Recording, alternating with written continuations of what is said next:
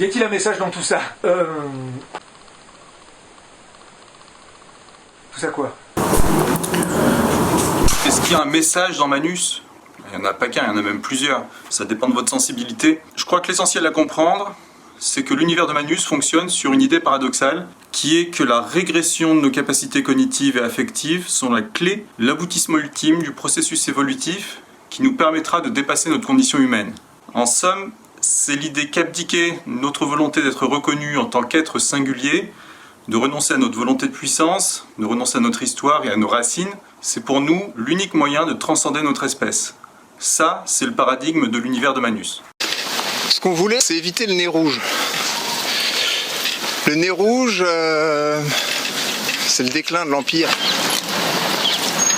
Et sans cela, une fois de plus, Casse-Gueule apparaît comme précurseur, comme leader, comme guide, comme L'irruption de Manus symbolise la force de la nature humaine, son insoumission, son imprévisibilité, sa capacité à mettre en échec tous les stratagèmes qu'on pourra mettre en œuvre pour aboutir à sa domestication. Au milieu de cet univers, de l'univers de Manus, de cette fine horlogerie sociale, Manus nous rappelle que l'idéal de la pacification des relations humaines est et restera toujours une utopie. Oui, un message. Si vous voulez transmettre un message, ne composez pas un album concept. Écrivez un fichier de texte, prenez votre téléphone intelligent et enregistrez votre voix et laissez un message.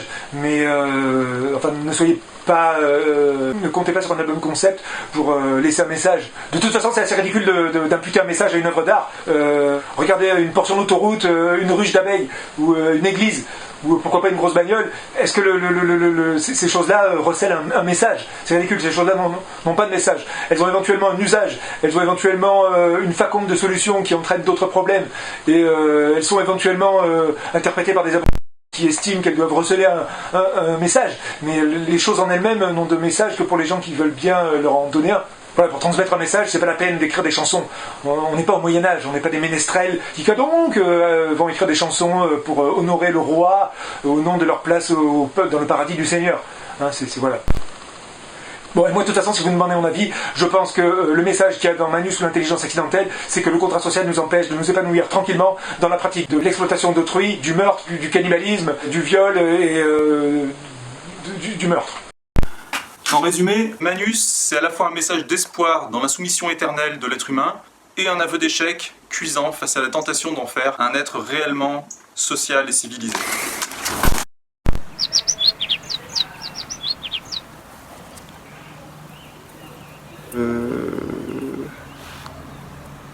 C'est pas facile de vivre et on n'a pas toujours le mode d'emploi.